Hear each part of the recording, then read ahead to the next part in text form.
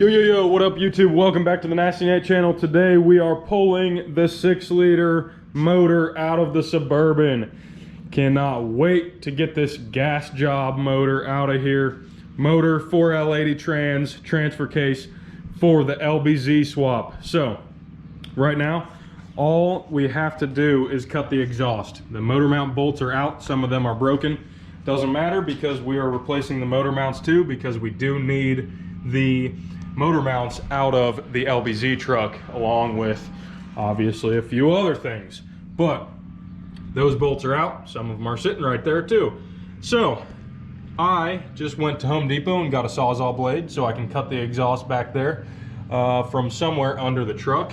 And the cross member is out, the rear drive shaft is out, the front drive shaft is, the bolts are out but it's stuck in there, so I'm gonna give the U-joint a couple whacks with a big hammer, and we should be pulling this thing out. Obviously all the wiring is disconnected and we got some towels and stuff in the way, but we should be able to pull this motor out very soon with just a few things we need to do. So let's get to it.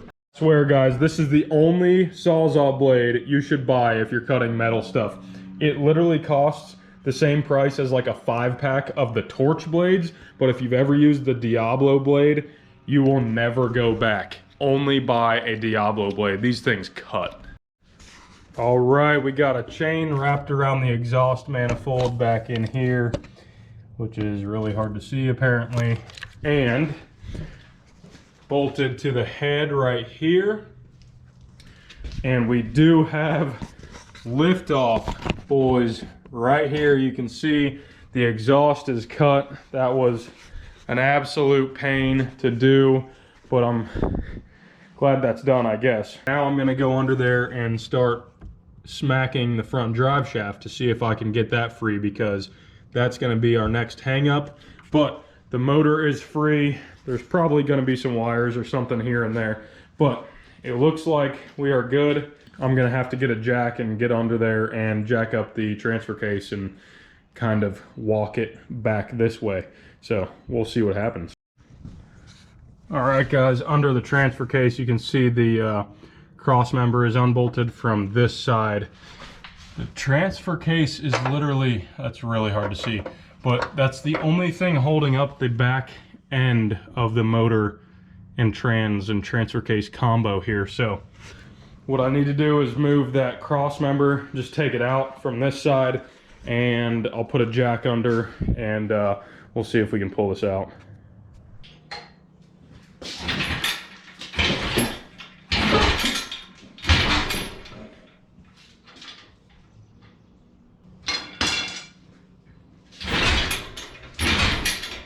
Alright guys, we took a break last night so I could actually eat a decent dinner for once, but as you can see, we're at a stopping point here. I'll try to get the camera down there. The oil pan is hitting the front diff.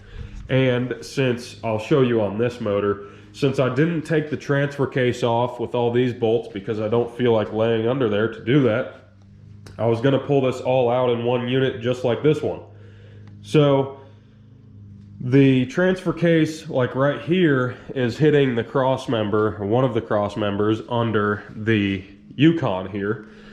So this is hitting back here, so we can't drop the transfer case down. If we could do that, then I could jack this up higher and clear the oil pan, but it's caught on the transfer case, so then it's hitting the firewall when I jack this up any higher. So I think our only option is to lower the front diff or to take the transfer case off. And I really don't want to take the transfer case off because I don't feel like laying under there and doing these 100 bolts, it seems like. There's a ton of these things, so too many, or I guess you could take it off right here. Either way, it would be a pain, and then it's going to leak fluid and everything. So I just want to pull it all out as one unit. So I think I'm going to drop the front diff. We have to take the front diff out anyway because this truck came with 410 gears, and I have the 373 gear ratio out of the donor truck. So I'm going to drop the front diff, then we'll take that out after I get the motor out of the way. But that is going to be our first step, is to drop the front diff. Oh yeah, I sound super sick, but it's like this sinus infection allergy crap that happens to me every spring, and it sucks. So bear with me, and I probably look like I'm stoned or I'm just completely out of it, but it's all allergy stuff. The allergy stuff in Ohio where I live just absolutely kills me every springtime, but we are still plugging away at this thing. I'm very excited. Got a little more motivation on this thing now that I actually see a little bit of progress happening. So I really want to get this motor out, and I'm going to clean this whole engine bay, do some brake lines and fuel lines and all that stuff. So I cannot wait to get these videos going for you guys. That's the bad thing about working on this Suburban. It leaked so much power steering fluid that everything is just caked. Look at this. Just caked in this sludge. I mean, it's nuts.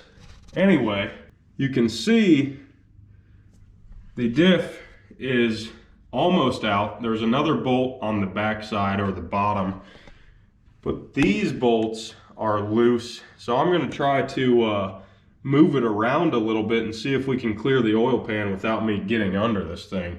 I might need to take that other bolt out though. We will see here in a second.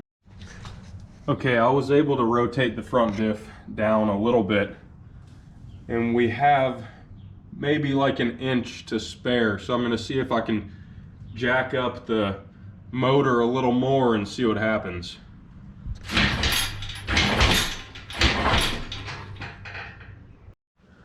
All right, guys, we keep getting closer and closer with the motor. We're really getting it up in the air here, and it is starting to come out. But let me get under here and show you what we're working with. And I just realized there's a harness that comes from the body through the floor. I think it's through the floor. Maybe it's not. Oh no, it runs along the frame rail up here, and then it goes right here. This is all connected to the transfer case for, I think, speed and electronic shift. And then I forgot to unhook this O2 sensor, which is on the harness that's attached to the trans. And then there's also fuel lines that attach to this bracket and a bracket way up there, but I got those off and out of the way. So I think this thing should be free now. It's really hanging down on the ground here, but I have a jack. I'm trying to kind of position it so it can slide a little bit on the pieces of wood or the jack. Kind of see what happens. I really need two people to do this, but I think I can try to just yank this thing, see what happens. So let me set you guys up and we'll try it. All right, the bracket is off. I think we are ready. If not, we're hooking it up to the truck and I'm just gonna floor it. Here we go. Okay, I found another fuel line bracket, which is right here. I just kind of bent it out of the way. Found another wiring harness, which is this whole mess that went to an O2 sensor like way in the back of the exhaust. Now this thing is literally free. So we are gonna yank it out. This high is good, but you are good and I'm doing so fine without your sugar. When I'm with you, there ain't no blue. One thing for sure is my love. Guys, I forgot to record an outro yesterday. My bad on that, but check out the motor. 6-liter motor, 4L80 trans, and I don't know what this transfer case is called. Either way, everything is out, and I'm just so excited. It's so cool to have these two motor trans and transfer case combos sitting next to each other, so we can literally look at, you know, compare the 4L80 trans to the Allison. That is just, it is absurd how big and beefy the Allison trans is. I mean, let me get this strap out of the way. It's just like, look at that. compared to this. I mean, it is hilarious. Now, the 4L80 trans is honestly a good trans, and this thing shifted great. A lot of people pull with these trans, you know, not like they do with an Allison, but that is still a really good trans, but I cannot wait to make this upgrade.